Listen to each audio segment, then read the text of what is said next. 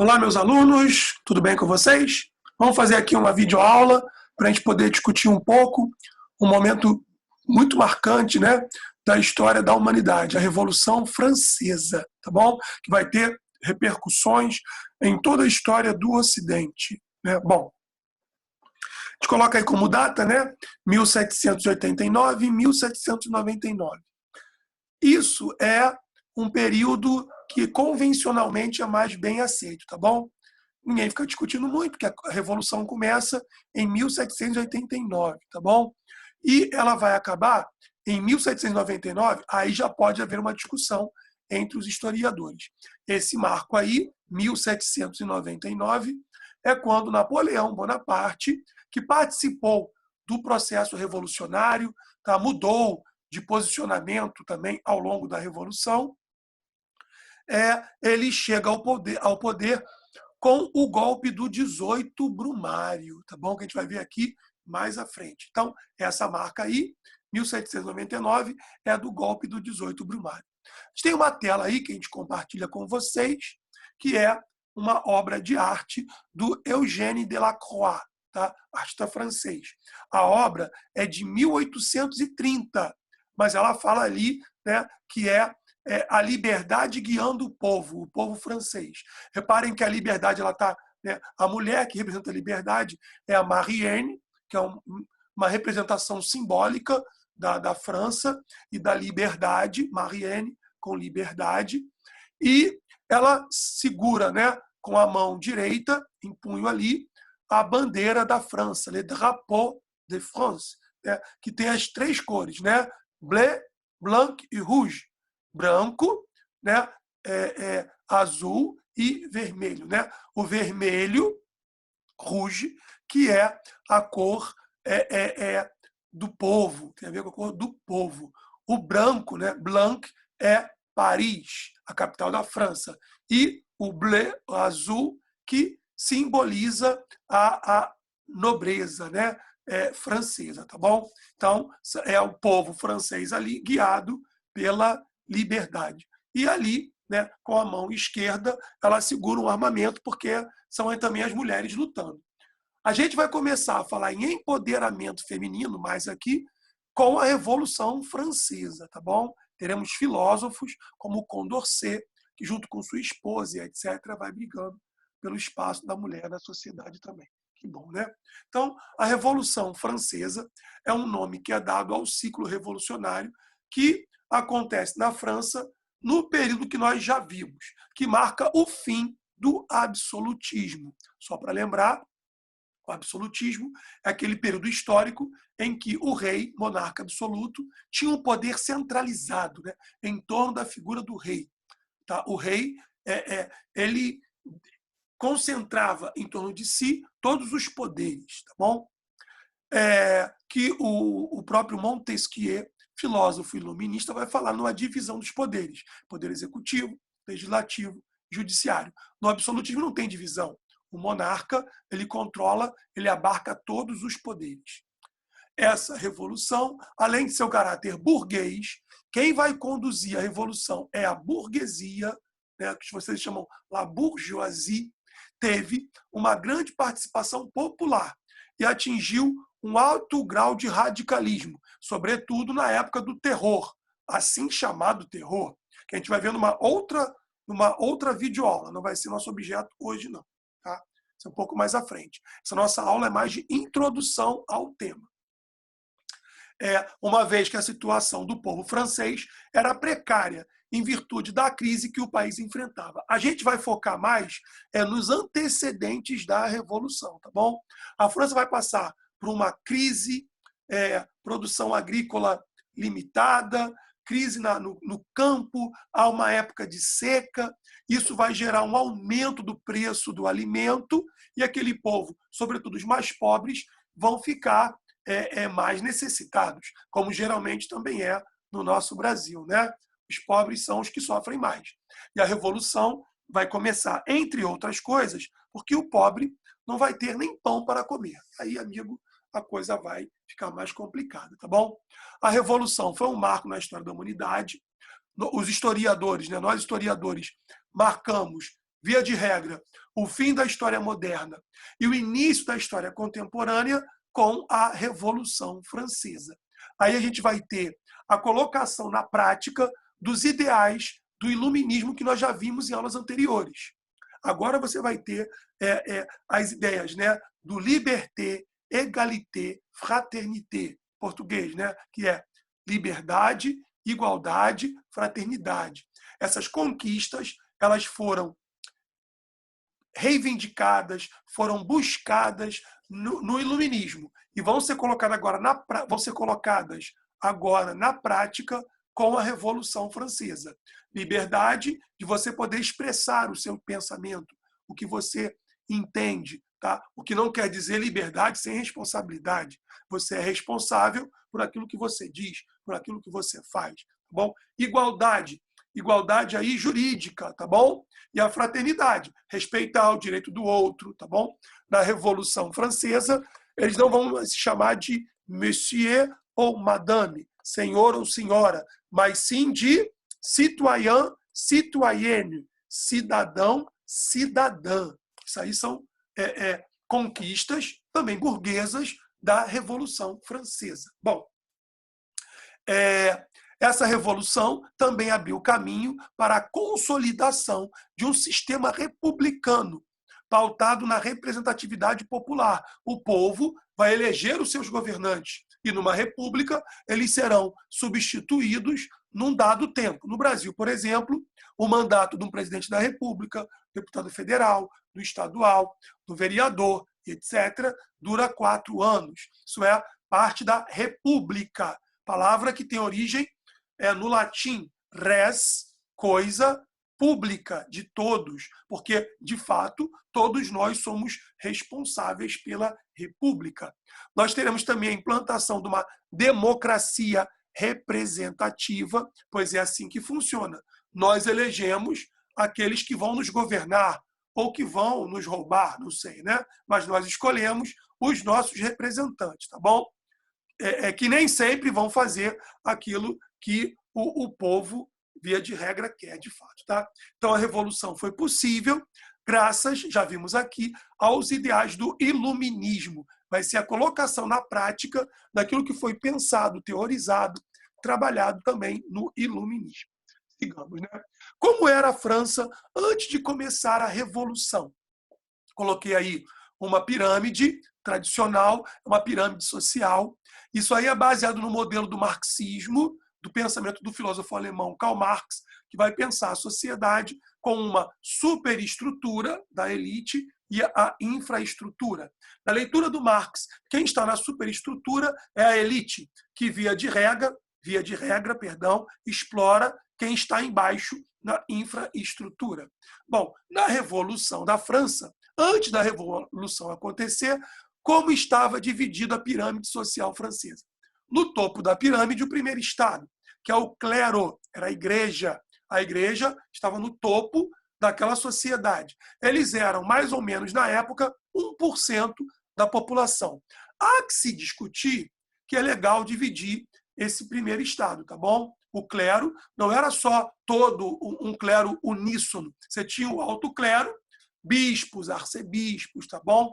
E o baixo clero, basicamente padres e diáconos, tá bom? Quando a gente fala aqui da França, a gente fala de uma França essencialmente católica, tá bom? Existiam protestantes na França, por exemplo, os huguenotes, mas eles não eram majoritários naquela sociedade francesa, tá bom? O segundo estado, ou segundo estamento, era formado pela nobreza, que tinha mais ou menos 2% da população. Essa nobreza também tinha suas divisões. Podia ser uma nobreza provinciana, que era a nobreza que morava nos palácios, tá bom? Morava nas suas fazendas, no campo. Tem uma nobreza, que é uma nobreza também palaciana, que vivia nos palácios, agora sim, e tinha também uma nobreza que era togada, da toga, tá bom? Quando a pessoa acaba o seu curso de graduação, ela vai vestir uma toga, daí vem a nobreza togada, que era uma nobreza menor, porque podia estar comprando um título de nobreza, tá bom? A nobreza palaciana vivia nos palácios, obviamente. O palácio do rei da França, aqui na época da Revolução Francesa, o Luís XVI, falaremos já um pouquinho mais sobre ele. Ele tinha no seu palácio mais ou menos 5.000 nobres que viviam, obviamente, às custas do povo. E o terceiro estamento, com 97% da população, estava ali, o povo, né? Definição genérica que incorpora o restante da sociedade. Aí você vai ter, né, camponeses, os sans-culottes e a burguesia. Aí pode colocar os mendigos, tá bom? Todo mundo que não fosse primeiro estado ou segundo estado. Muito bem. Essa burguesia podia ser uma grande burguesia, uma alta burguesia, ou um pequeno burguês, tá? Que não é tão rico assim, tem um pequeno comércio, uma loja e por aí vai. Tá? O restaurante, não sei se vocês sabem, é uma invenção dos franceses. A palavra é restaurant, que era para o homem restaurar as forças. Antes da Revolução, nem se discutia isso. Agora, com a Revolução, vão se criar os restaurantes, que são comércios, né, que ficam na mão, via de regra, dos burgueses. O rei da França, Luís XVI, concentrava o poder em torno de si, tá bom? E vivia no Palácio de Versalhes, porque não queria se haver com o povo, né, fétido, sujo. As ruas de Paris não eram como nós conhecemos hoje, tá? Isso é só no século XIX. Nós falamos aqui de uma França do século XVIII, então no século XVIII a França não era como nós conhecemos hoje. Só no século XIX, com as reformas do Haussmann, que foi prefeito de Paris, é que a França vai ficar mais bela, né? Como nós conhecemos hoje, a cidade-luz. A sociedade era muito heterogênea, eram vários grupos, nós já vimos isso um pouco no slide anterior, e o terceiro estado também era heterogêneo. Você vai ter a burguesia, você vai ter uma burguesia dividida, com a alta burguesia, que seriam os grandes comerciantes, tá? Banqueiros, dono de comércio internacional, donos de grandes navios, tá bom? Fabricantes de navios, como os armadores, e por aí vai. E uma pequena burguesia, como eu citei aqui, o dono de um restaurante, de um pequeno comércio, e etc. Bom, e aí vai entrar o povo camponês, os sans-culottes, que aqui cabe uma palavra. Sans-culotte é porque não tinha os culottes, tá? A roupa dele era uma roupa mais simples. E o sans-culotte era o homem que morava no espaço urbano, era o habitante de Paris, era o cara que fazia pequenos trabalhos, que vivia daquela sua renda do dia a dia. Esse povo vai ser a massa que vai lutar na Revolução, tá bom? Bem, ainda havia cobrança de impostos para o povo que morava no campo. A França ainda era um país com resquícios claros de feudalismo. No campo, o senhor ainda tinha senhores feudais na França, então esses senhores feudais ainda continuavam oprimindo, explorando muito o povo camponês da França no seu interior. Tá? Ela começa a sofrer uma série de consequências de problemas, o país, com o seu atraso econômico. A França, que durante séculos buscou rivalizar com a Inglaterra, não estava conseguindo, a economia caminhava mal, e, meus queridos, se a economia caminha mal, o resto tende a caminhar mal. Tá? Havia muita concentração de renda, havia muita exploração do povo mais pobre. E isso tudo contribuía para a Revolução. Vou voltar aqui. Essa imagem que vocês veem, você tem ali o homem do povo carregando sobre as suas costas, né, do seu dorso, o clero e a nobreza, tá bom? O clero na frente e o nobre atrás. Isso aí era um símbolo da exploração. O povo, né, o Zé Ninguém, explorado pelos mais ricos. Né? Muito bom. Além do atraso relativo ao capitalismo, o país caminhava atrás da Inglaterra, a França se envolveu numa guerra, a famosa Guerra dos 7 Anos, tá? Nos anos 50, 60 do século XVIII. E a França perdeu a guerra. No que ela perdeu a guerra, ela acabou perdendo também o Canadá, o atual Canadá, aqui na América do Norte, né?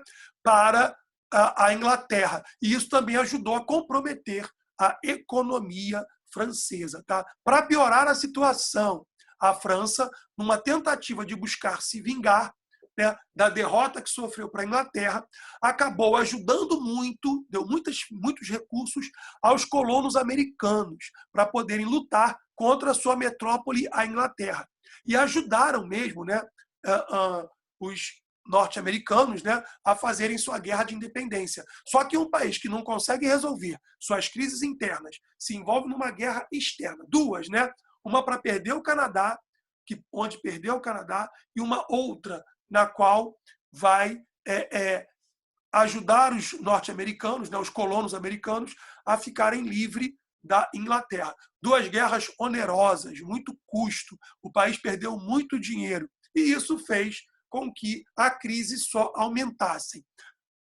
Que a crise aumentasse. Aí você vai juntar a isso a seca, né, a carestia, a fome do povo, e aí tudo isso vai complicar a situação dos franceses. Há alguns bons filmes que vocês podem assistir, como a Revolução Francesa, a Queda da Bastilha, são todos filmes que vão discutir como estava a França. Tá? No filme A Revolução Francesa, vocês podem ver como estava o país vivendo a crise antes de começar a Revolução. Depois eu dou para vocês outras dicas de filmes já discutindo a própria Revolução. Está aqui introduzindo o tema, tá bom? Os tributos eram muito pesados, o clero francês e a nobreza não pagavam impostos. Ora, se o clero e a nobreza não pagam impostos, quem fica sobrecarregado é o povo, é a burguesia, é o camponês, é o sans-culotte, que nesse momento vai acabar se juntando para poder fazer a revolução. Bem, a coisa vai ficando mais complicada. O rei, a gente já viu aqui, né, na nossa aula de agora, era um rei absolutista, ele centralizava em torno de si todos os poderes, o executivo, o legislativo e o judiciário. Mas como a crise aumentava, o rei resolveu convocar os estados gerais, que eram três: o primeiro estado, o segundo e o terceiro. O clero, primeiro estado, a nobreza, o segundo estado, e o terceiro estado, que era composto pela burguesia. O povão, meus amigos, não participava, né, do Congresso francês. Então eram os três estados. O rei, diante da situação de não saber como resolver a crise, o governo gastava muito mais do que arrecadava, resolveu convocar os estados gerais. E aí o Luís XVI, o rei da época, convocou os estados nacionais. O que aconteceu nos estados nacionais? Está aí para você, depois vocês vão ler o texto. Eu vou aqui explicando, depois vocês vão pegar o PowerPoint, que eu já enviei para vocês, que vocês vão ter, e aí vocês vão fazer os seus estudos, juntando a nossa videoaula e o PowerPoint para poder fazer um estudo mais completo, né? Dentro do possível, em nossa época de pandemia de coronavírus. Muito bem. O rei convoca os estados gerais, só que a burguesia entendeu o seguinte: a gente não vai ganhar nada aqui, a burguesia não vai ter espaço do jeito que os estados gerais funcionam. Porque como funcionava os estados gerais, né? Cada estado tinha direito a um voto. Então, como eram 3 estados, a gente vai ter 3 votos. O primeiro voto da nobreza, o outro voto, né, o primeiro voto, perdão, do clero, o segundo voto da nobreza e o terceiro voto do povo. Povo, diga-se, burguesia. Cada estamento, no todo, tinha um voto só. E aí, o que ia acontecer na França? O que estava em discussão é: temos que sanar os problemas do país. Os ministros, né, Necker, Turgot, Calonne, foram ministros do rei Luís XVI. Eles vão propor o seguinte: bom, para resolver o problema, é necessário que o Estado arrecade mais impostos. Mas só que quem paga impostos é a burguesia, melhor, é o povo, é o sans-culotte, né, é o camponês. Os camponeses sozinhos representavam um pouco mais de 80% da população. Então, uma maioria trabalhava para pagar as vantagens e os privilégios de uma minoria na França. Bom, a burguesia viu o seguinte: o que está em discussão é o seguinte: vamos agora todo mundo pagar imposto? O clero, a nobreza e a burguesia? Isso era uma proposta. A outra proposta era: deixa tudo como está. Deixa tudo como está. Continua o povo pagando impostos e o clero e a nobreza continuam sem pagar impostos. É só usar o raciocínio lógico que a gente vai entender. O clero ia votar para ele pagar imposto ou para ele continuar não pagando imposto? Óbvio, eles iam votar para continuar não pagando imposto. A nobreza ia votar para que ela, que não pagava impostos, passasse a pagar impostos ou para que ela continuasse não pagando impostos. Ela vai votar para quê? Para ela continuar não pagando impostos. Bem, o terceiro estamento, que é a burguesia, que por ali pagava impostos junto com o restante do povo, vai dizer o seguinte: não, eu quero que agora todo mundo pague impostos. Nós pagamos impostos, vamos continuar pagando impostos. Mas agora o clero e a nobreza passem também a pagar impostos. Todos que paguem impostos. Bem, é óbvio que a votação ia acabar 2-1. 2-1 para o clero e para a nobreza contra um voto da burguesia. O que a burguesia propôs na reunião dos Estados Gerais? Nós queremos mudar essa regra, mudar isso aí. Nós queremos que, ao invés de ser o voto por estamento, seja o voto por cabeça, o voto por deputado. Ora, vamos lá. Se o voto fosse por cabeça, cada deputado um voto, a burguesia venceria. Por quê? Dentro do clero, havia gente da igreja, padres mais progressistas, bispos progressistas, que entendiam que também a igreja deveria começar a pagar impostos. Tá bom? Hoje, no Brasil, as igrejas, e aí vale para todas as igrejas, tá? Para a minha igreja católica e para as igrejas protestantes. Elas têm isenção de vários impostos. Quando eu falo igrejas protestantes, não me entendam mal, tá bom? São as igrejas que o pessoal chama no senso comum de igrejas evangélicas. Mas o termo técnico melhor é protestante, porque na reforma protestante, na Alemanha, no século XVI, um grupo de nobres alemães saíram pelas ruas protestando contra a Igreja Católica para fundar uma nova igreja. E fundaram a Igreja Protestante, porque saíram em protesto. É bem por aí, tá? A explicação técnica do nome protestante que nós usamos hoje. Muito bom. Então, o que vai propor a burguesia? Seja o voto por cabeça. É claro que isso gerou um impasse. O clero e a nobreza não queriam pagar impostos, não pagavam e queriam continuar, como maioria, a não pagar impostos. Já a burguesia queria que todos pagassem. Como o rei não buscou uma solução para esse dilema, que agora tem que resolver, quem ele vai agradar? O clero e a nobreza? Lembremos que o próprio rei ele é um nobre, tá bom? Ou ele vai agradar a burguesia e ficar mal com o clero e com a nobreza. E aí a burguesia resolveu, dali, começar a revolução. Que a gente vai falar em 4 jornadas. São as jornadas revolucionárias. Tá? Na primeira das jornadas, a burguesia vai se fechar na sala de jogo da tela, isso dentro do Congresso francês, e vai exigir o quê? Nós só iremos sair daqui quando nós tivermos uma Constituição. Aqui, ó. Exigiam uma Assembleia Nacional Constituinte.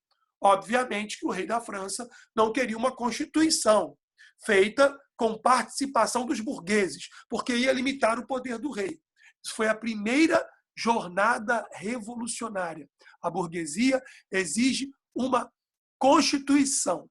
Como o rei não vai fazer aquilo, a burguesia vai exigir agora que a coisa se radicalize. Vai querer agora que a revolução se aprofunde. E aí ela conclama o povo, chama o povo que mora nas ruas de Paris, né, os futuros operários franceses, que a gente chama agora de sans-culottes, e chama os sans-culottes para fazer a revolução, para tomar a Bastilha. E o povo vai tomar a Bastilha, como está aqui nosso último parágrafo, tá bom?